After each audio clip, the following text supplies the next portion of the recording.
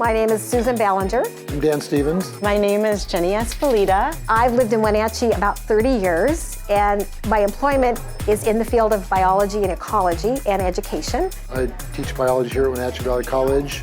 This is my 32nd year teaching here, and I curate the biology department's bird collection. I am the biology lab manager at Wenatchee Valley College. I currently work in the stewardship department at Chelan Douglas Land Trust as a biologist.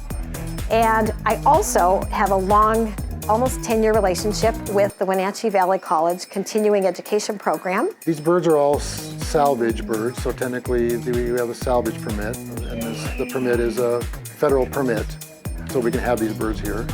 And most of them are road kills or window kills. This collection was started 32 years ago at Wenatchee Valley College by Dr. Dan Stevens.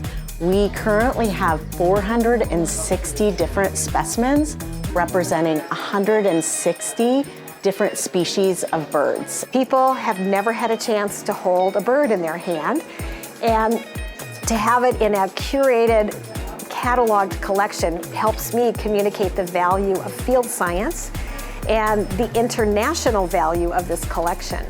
Standard techniques with a standard tag, Wenatchee Valley College tag, and then we have a number for every bird. And the students or my lab assistants learn how to stuff the birds. So we've had over 100 people mount the birds.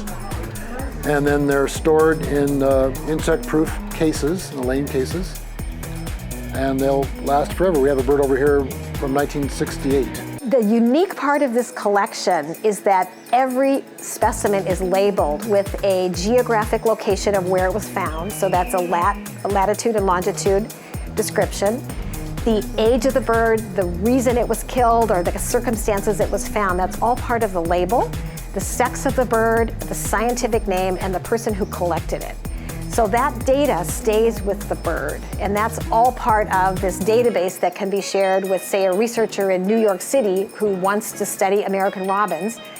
We are in a time of climate change, so having the date of collection on each of these specimens, which spans now over 30 years for this collection, this is going to allow research to look at changes in distribution of and population changes over time as our climate warms and we have shifting plant patterns of change in vegetation.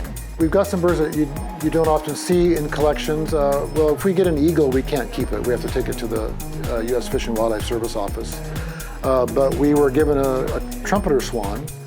The local Department of Fish and Wildlife got an illegally killed trumpeter swan, and we were able to keep that. So we have the trumpeter swan over here in our collection. So we get some unique, interesting specimens. We get a lot of hawks because they hit the windows.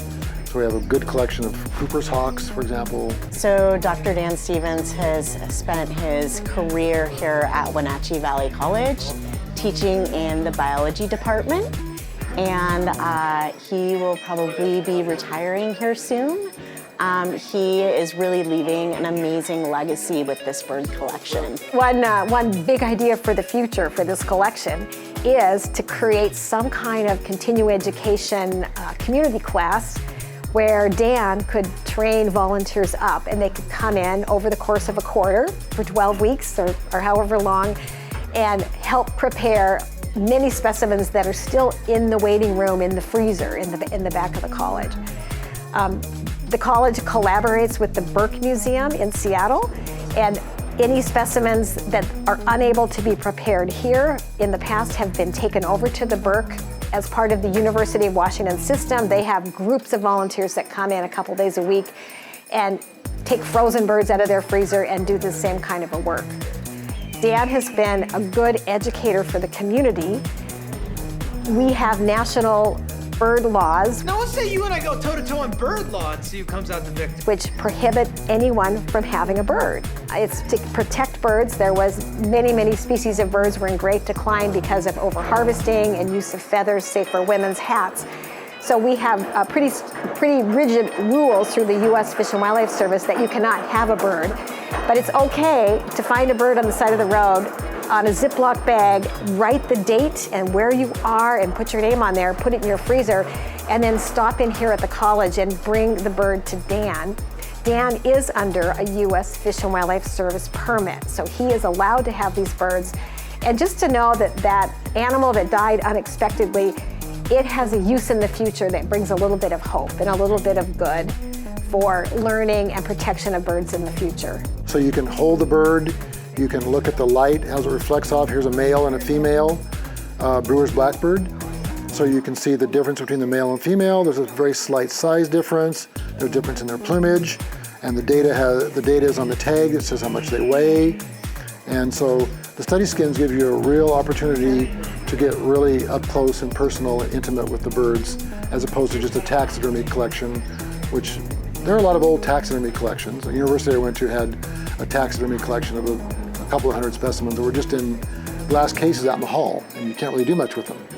So it's the nature of the study skins and the nature of this collection that makes it so interesting for grade school kids and the general public and scientists to use them, because they're actually scientifically valuable specimens that are prepared in a certain way for handling and for use, and you can really get a lot of information out of a dead bird.